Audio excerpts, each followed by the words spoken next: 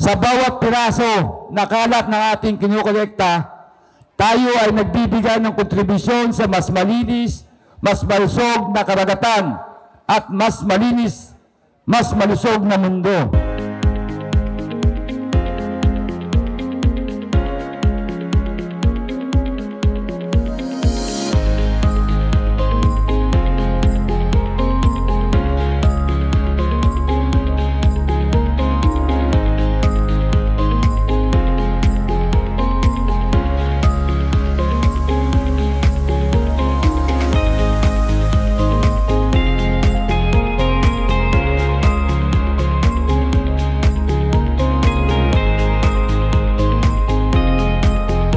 Kailangang i-memorize yan, na nasa labas ng ating mga tahanan, may basura, may plastic, sabihin na natin inaagos pa ito ng dagat papunta dito.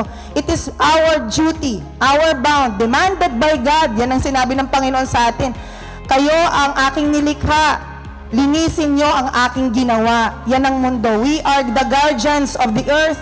Kailangan po nating pangalagaan ito. At sana po itong keynote na to sa araw na ito ay hindi dito magtatapos.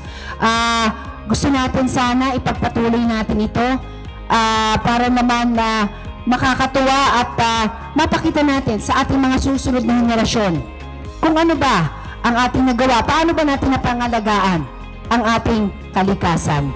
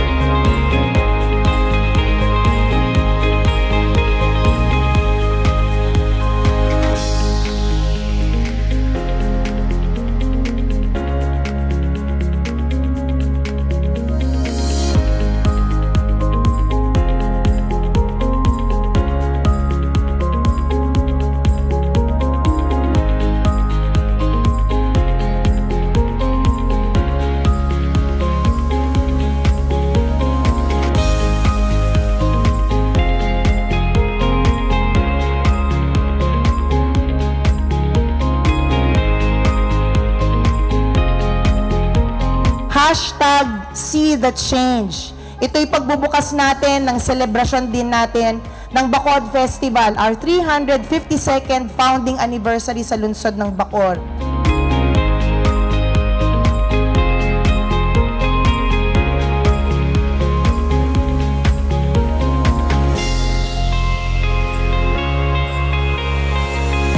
Every bottle, every straw, every piece of trash you clean up can lead to a cleaner and healthier ocean.